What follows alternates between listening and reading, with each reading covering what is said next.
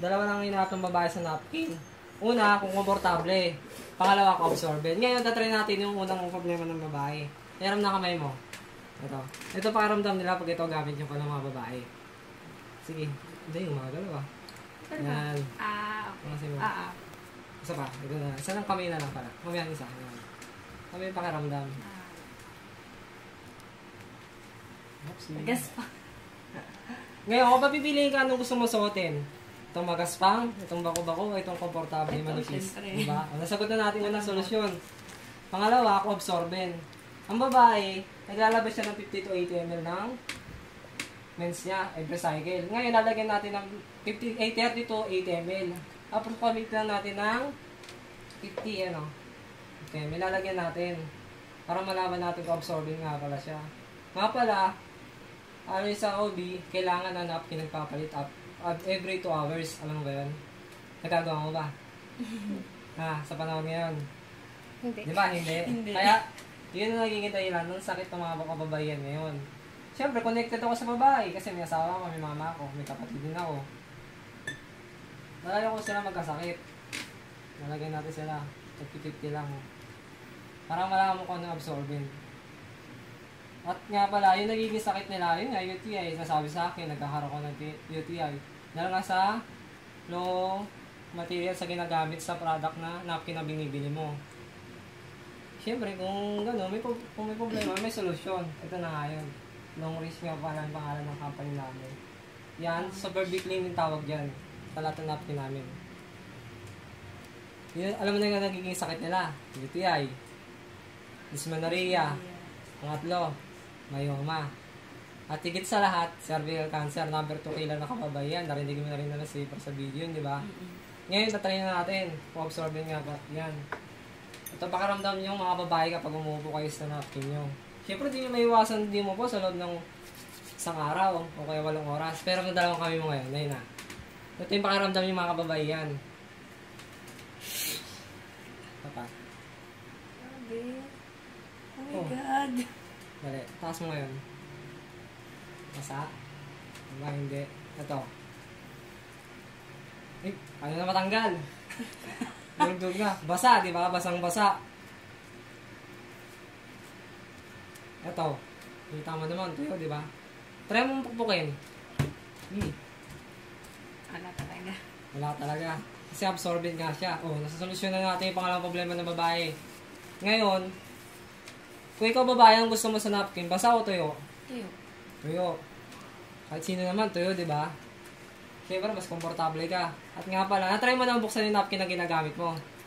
Para malaman mo kung bakit talaga nagkakasakit ang kababayan ngayon. Ito, unahin natin buksan to, si Don W. Ito pala yung layer niya. Meron siyang 2 layer. Unang layer niya, gawa saan? Sige, maka mo. Simasin mo.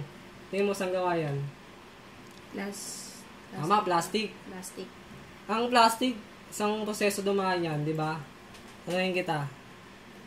Di ba ang plastic nakakapag-irita ng skin? Kaya yung parating natin na Makati. Nakakating natin tayo minsan.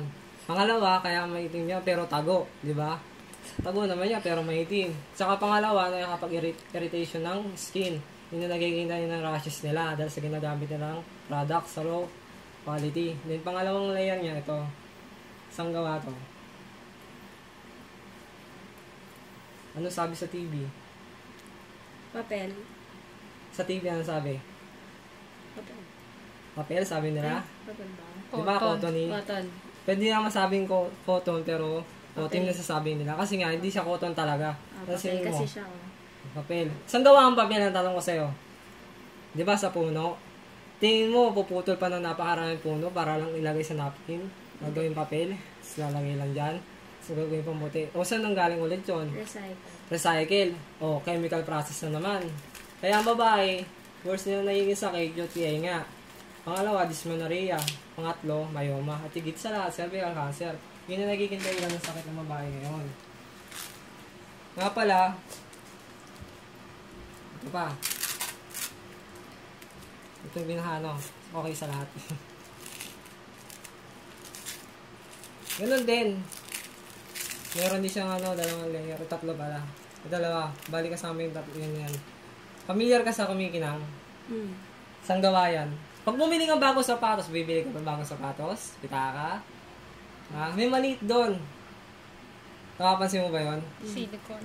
Silicone gel ang tawag doon. Industrial gel ang tawag doon. Yun. Kaya nagkakaroon ng sakit ang babae dahil dyan. Kasi nga, maganda nga yung nagagawa niya. Yung two. Unang-una, nagtatanggal ng moisture. At pangalawa, ng odor. Yun ang ano niya. Pero, ba't toxic pa rin yun? Di ba nga, nakalagay doon, do not eat, throw away. Poisonous. Pangalawang parte ng babae yan, internal yan eh. Ang babae, kaya nga nagkakaroon sila para ilabas yung dumi na sa katawan. Then ngayon, imbis na inialabas, pagkalabas, balik sa sistema dahil sa ginagamit ng napkin. Kaya sila nagkakasakit ngayon ng UTI. At pinaka-worst sa lahat, cervical cancer. Ito, syempre kung may problema, may solusyon. Meron nga pala kaming 8 layers sa nipis na to. Unang layer.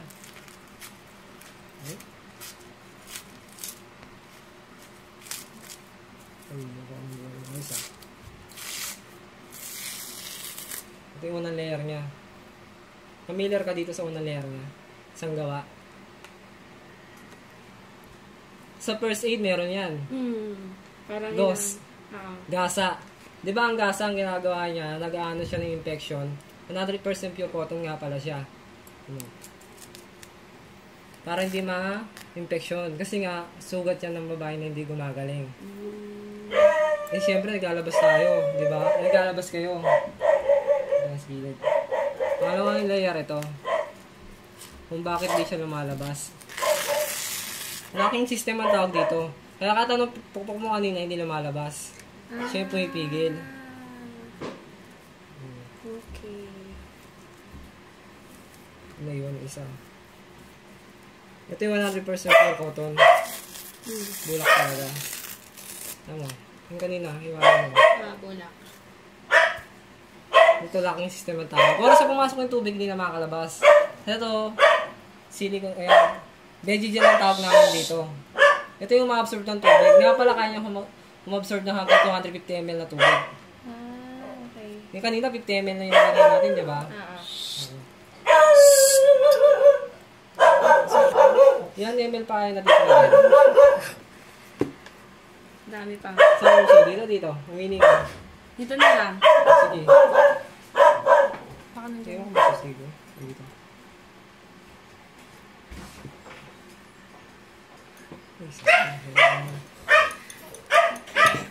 Ano ba yung nadala niya? Siguro 50 ml na lang yun.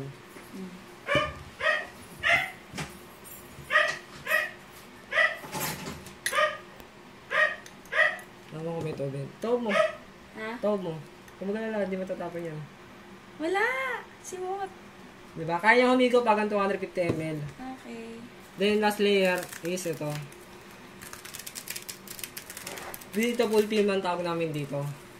Kasi may butas-butas. Kasi yan, humihinga rin yan. Diba pag ang babae pang meron, di sa komportable. Pangalawa, mainit. Nainitan sila. Hindi katulad yan, ilabas, pasok lang ang hangin. Hindi katulad nung, ito dito ko, maganda. Dito. Ano nga pala siya, biodegradable siya. Nabubulok siya kasabay ng lens mo.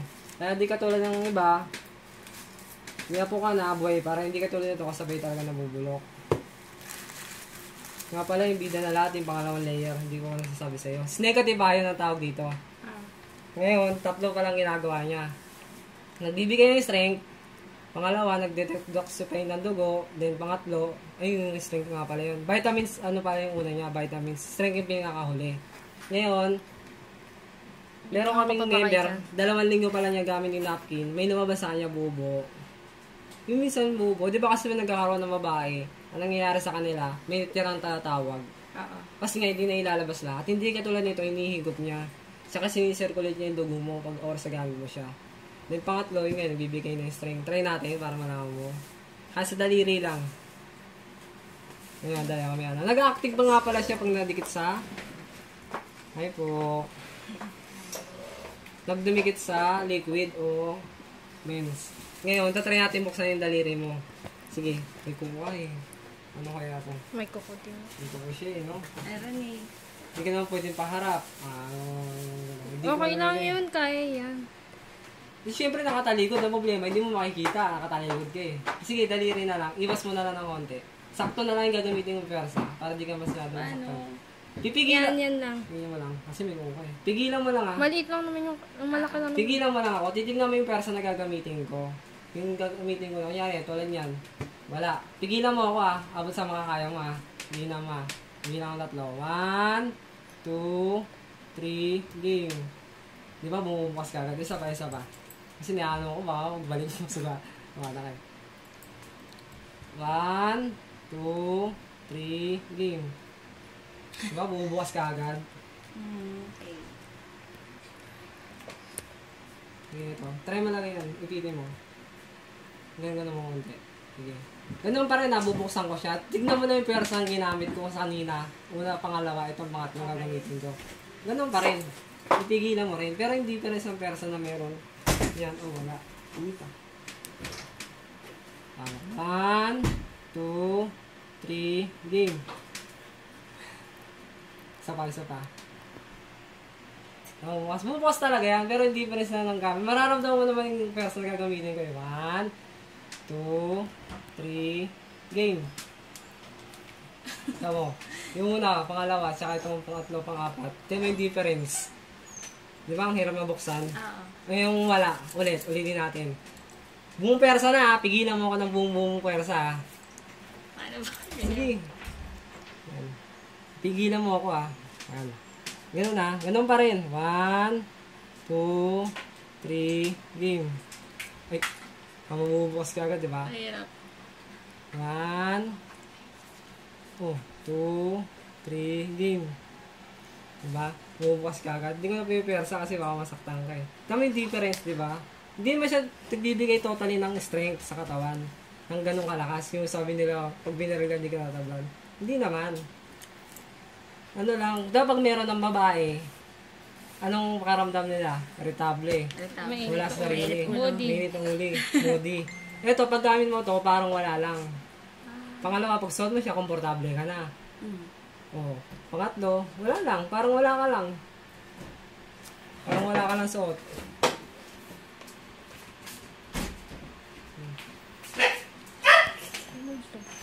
Yun nga, parang wala kang suot. Ngayon, may tanong pala ako sa'yo. Maganda ba o maganda? Maganda. O, di ba? Siyempre, pagkatulad na, sabi nga ng kapatid ko, hindi ko akalain na mayroon ng ganun na share na 300. Kasi nga, mabilis ako kumalat yun. Magto 2 years na pala siya sa ano namin. Kapag sinare mo pa sa kakilala mo yan at di pa alam, magugustuhan ba? Magugustuhan. O, di ba? May market ka na. Kumikita ka na, pangalawa, safety ka pa. Nakakaiwas ka pa sa sakit. Nga pala, ang gamit mo ito, mas maganda kung meron mag-liner. Maganda kung gamitan mo kung wala ka pa. May panty liner din na ganyan. Meron din panty liner. Ang maliit lang siya, napakaliit lang ganun lang din siya. Ang kaya